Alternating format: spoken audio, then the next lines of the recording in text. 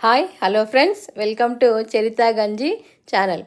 ఈరోజు వీడియో ఎంతో టేస్టీగా హెల్తీగా ఉండే బ్రెడ్ శాండ్విచ్ రెసిపీ.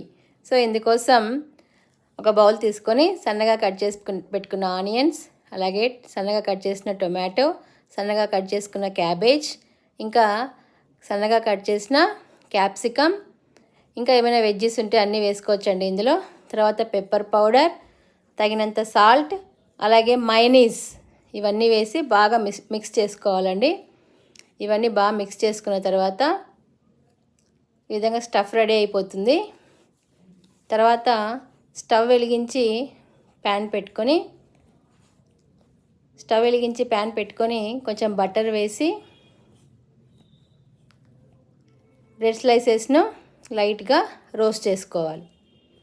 ఈ విధంగా రోస్ట్ చేసుకున్న తర్వాత బ్రెడ్ స్లైస్ మీద టొమాటో కచ్చప్ వేసి ఈ స్టఫ్ అంతా కూడా పెట్టేసి దాని మీద ఇంకొక బ్రెడ్ స్లైస్ పెట్టి మళ్ళీ లైట్గా ప్యాన్ మీద రోస్ట్ చేసుకోవాలి. అంతే, ఎంతో టేస్టీగా ఉండే బ్రెడ్ శాండ్విచ్ రెడీ.